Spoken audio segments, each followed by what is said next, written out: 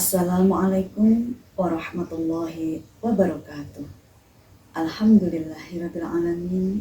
Allahumma sholli ala sayyidina Muhammadin nabiyil ummi wa ala alihi wa sahbihi wa barik wasallim. Sahabat Nabi Muhammad sallallahu alaihi wasallam sebagai manusia pilihan dan utusan Allah Subhanahu wa taala telah menjadi harapan baru bagi bangsa Arab dan dunia. Harapan baru akan hidup penuh kemuliaan di bawah penerapan syariat Islam yang suci. Nabi Muhammad sebagai peletak batu pertama tegaknya peradaban Islam yang penuh rahmah, kasih, indah dan mulia. Melindungi siapa saja yang tunduk patuh kepada syariat-syariat Islam, termasuk kaum perempuan yang dimuliakan oleh Allah Subhanahu wa taala melalui hukum-hukum Allah dan cara pandang Islam terhadap perempuan dengan pandangan yang luhur. Cara pandang Islam yang mulia ini terbukti lahirnya tokoh-tokoh muslimah yang sangat berpengaruh. Di antaranya yaitu Sayyidah Khadijah binti Khuwailid, istri Rasulullah Muhammad sallallahu alaihi wasallam. Beliau memiliki peran menciptakan inovasi di bidang ekonomi, yaitu khususnya di bidang bisnis. Yang kedua, Fatimah binti Abu Bakar Ahmad. Beliau dikenal sebagai hakim terkemuka pada masa itu. Dan ketiga, Sayyidah Aisyah, istri Rasulullah. Beliau juga putri dari Khalifah pertama Abu Bakar As-Siddiq. Beliau memiliki pengaruh yang sangat kuat di bidang politik karena beliau satu-satunya perempuan dengan penguasaan 3 jenis ilmu kala itu, yaitu ilmu fikih, ilmu syair, dan ilmu kedokteran. Dan cara pandang Islam dengan memuliakan kaum perempuan ini menjadi penyokong utama bagi kaum perempuan dalam melaksanakan kewajiban dan haknya sebagai perempuan, sebagai istri, dan sebagai ibu generasi. Sebuah status yang mulia yang diberikan oleh Allah Subhanahu wa taala kepadanya sebagai tiang negara. Dan di tangannya lah estafet generasi berikutnya bertumbuh. Kemudian rasa bangga menjadi seorang perempuan, baik itu sebagai anak, sebagai istri, atau sebagai ibu, telah menyatu dalam sanubari. Dari sinilah terlahir generasi-generasi berlian, di antaranya yaitu Imam 4 madhab, Imam Abu Hanifah, Imam Malik, Imam Asy-Syafi'i, Imam Ahmad bin Hanbal, juga imam yang ahli di bidang hadis, di antaranya yaitu Imam Al-Bukhari, Imam Muslim, Imam Abu Dawud, Imam At-Tirmidzi, Imam An-Nasa'i, dan Imam Ibnu Majah. Ada juga imam yang ahli di bidang keilmuan, di antaranya yaitu Ibnu Sina. Beliau terkenal menguasai bidang filosof, ilmuwan, dan kedokteran. Bahkan Ibnu Sina mendapatkan julukan sebagai Bapak Kedokteran Modern. Ada juga Al-Khawarizmi. Beliau dijuluki sebagai Bapak Al-Jabar Dunia. Dan Ibnu Khaldun dijuluki sebagai Bapak Ekonomi. Dan Imam Al-Ghazali dikenal menguasai bidang filosof dan ahli tasawuf. Nah, sahabat, terlahirnya generasi-generasi berlian ini karena 2 hal. Yang pertama yaitu penjagaan Islam tentang pentingnya peranan keibuan bagi kaum perempuan, dan tentunya didukung dengan pendidikan yang berkualitas yang berlandaskan dengan akidah Islam. Namun sahabat, sebelum ini ada sejarah pilu yang dialami oleh kaum perempuan di masa lalu, tepatnya pada zaman jahiliyah, di mana bangsa Arab memiliki perilaku dan kebiasaan yang sangat tidak manusiawi, yaitu jika terlahir bayi perempuan dalam keluarganya, mereka akan mengubur hidup-hidup. Berbeda jika yang terlahir adalah bayi laki-laki, mereka akan sangat bangga dan bahagia, beranggapan bahwa bayi laki-laki mampu bekerja.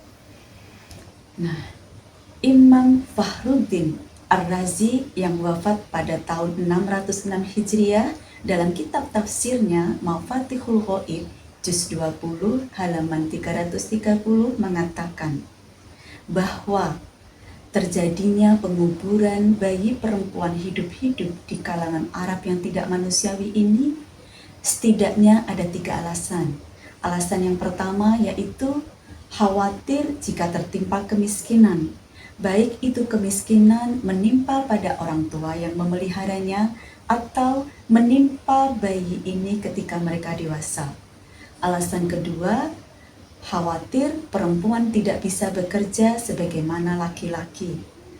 Lalu alasan ketiga, khawatir bayi perempuan mereka kelak akan diperbudak. Dan peradaban yang tidak manusiawi ini terus berlanjut di bangsa Arab. Mereka tidak rela apabila terlahir bayi perempuan dalam keluarganya karena gengsi, karena takut tidak bisa makan, karena takut tidak bisa bekerja, dijadikan alasan untuk membunuh perempuan dalam keadaan hidup-hidup, yaitu membunuh bayi perempuan dalam keadaan hidup-hidup. Nah, Imam Ibnu Hajar Al-Asqalani yang wafat pada tahun 852 Hijriah dalam kitabnya Darut Ma'rifah juz 20 halaman 406 mengisahkan awal mula terjadinya tradisi membunuh bayi-bayi perempuan secara hidup-hidup ini dengan menguburnya hidup-hidup di kalangan bangsa Arab, yaitu Qais bin Asim At-Tamimi. Awwalu man fa'ala dzalika Qaisu ibnu Asim At-Tamimi.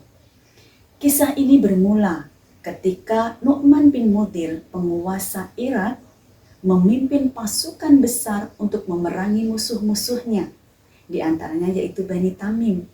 Kemudian mereka memenangkan peperangan ini, lalu menyita harta dan membawa gadis-gadis Bani Tamim untuk dijadikan tawanan. Dan tak lama kemudian, pembesar-pembesar Bani Tamim memohon kepada Nu'man bin Mudhir untuk mengembalikan gadis-gadis yang telah ditawan itu. Namun sayang, beberapa di antara gadis-gadis yang ditawan ini telah menikah selama masa tawanan. Kemudian mereka memberikan kesempatan untuk memilih, yaitu untuk memutus hubungan dengan orang tuanya atau bercerai dari suaminya dan kembali kepada orang tuanya. Nah, salah satu pembesar Bani Tamim yang meminta agar gadis-gadis yang ditawan itu untuk dikembalikan adalah Qais bin Asim. Namun sayangnya, putrinya lebih memilih tinggal bersama suaminya. Nah, keputusan putrinya ini sungguh sangat menyakitkan hati Qais bin Asim.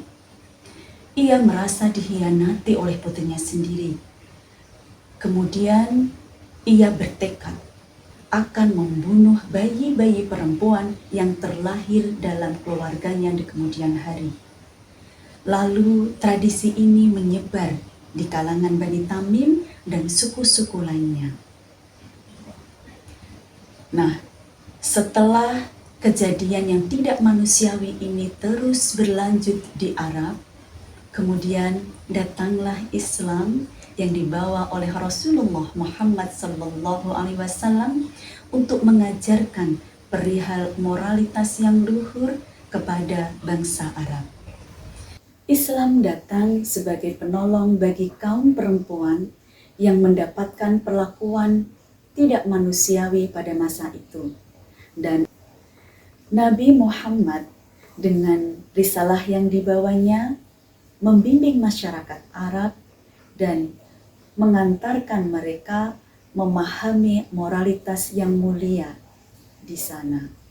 Dan dengan ajaran Nabi Muhammad, akhirnya tradisi membunuh bayi-bayi perempuan itu terkikis dan tidak lagi terjadi penguburan hidup-hidup bayi perempuan.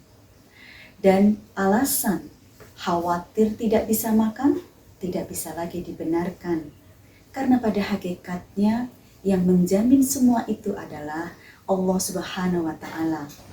Dipertegas dalam Quran surat Al-Isra ayat 31. Bismillahirrahmanirrahim.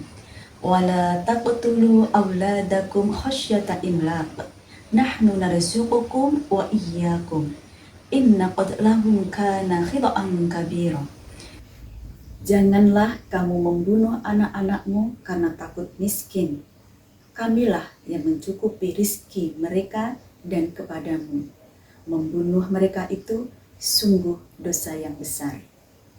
Dan sahabat, pada dasarnya manusia terlahir dalam keadaan bebas dan suci. Tidak ada alasan untuk menjadikan perempuan sebagai budak atau merendahkan perempuan. Ini dipertegas dalam Quran surat Al-Hujurat ayat 13. Bismillahirrahmanirrahim. Ya ayyuhan nasu inna khulaqnakum min dzakarin wa unsa wa ja'alnakum syu'uban wa qabaila lita'arafu. Inna akramakum 'indallahi atqakum.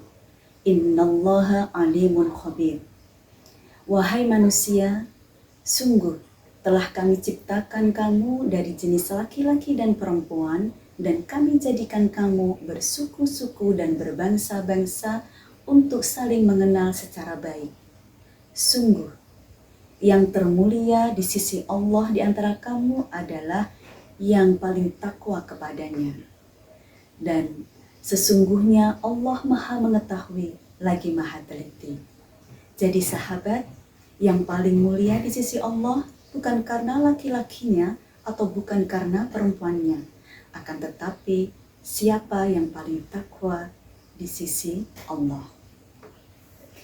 Sahabat, sekilas tadi sejarah tentang zaman jahiliyah ini, kemudian bisa keluar menuju zaman terang benderang adalah bagian dari peran serta dan pengorbanan yang begitu besar dari Rasulullah Muhammad SAW. Tidak hanya itu, Rasulullah juga mempunyai cinta yang sangat besar untuk umatnya. Terbukti diabadikan dalam bacaan tahiyat dalam setiap sholat kita, yaitu ketika Rasulullah menjawab salam dari Allah Subhanahu wa Ta'ala ketika beliau Isra Mi'raj, yaitu ketika Allah memberikan salam, Assalamualaikum ya ayyuhan nabi wa rahmatullahi wa barakatuh. Salam sejahtera untukmu wahai Nabi. Demikian juga rahmat dan keberkahannya. Namun di sini Rasulullah tidak egois. Lagi-lagi Rasulullah mengingat umatnya. Rasulullah menjawab salam Allah ini dengan kalimat Assalamu alayna wa ala ibadillahis sholihin. Semoga salam sejahtera senantiasa tercurah untuk kami dan untuk hamba-hamba Allah yang soleh. Begitu besarnya cinta Rasulullah, tidak berpikir untuk diri sendiri, tapi juga berpikir untuk umat-umatnya. Maka sudah seharusnya kita untuk memantaskan diri menjadi umat Nabi Muhammad, membalas kebaikan Rasulullah, membalas cinta Rasulullah dengan cara memperbanyak sholawat kepada Rasulullah, juga berupaya keras untuk mengikuti akhlak mulia beliau, untuk mengikuti sunnah-sunnah beliau. Semoga kita semua digolongkan dalam kalimah Nabi Muhammad, yaitu ibadillahis sholihin, menjadi golongan orang-orang yang soleh. Amin Allahumma amin. Akhirul kalam, wallahul muwafiq ila aqwamit thoriq. Wassalamualaikum warahmatullahi wabarakatuh.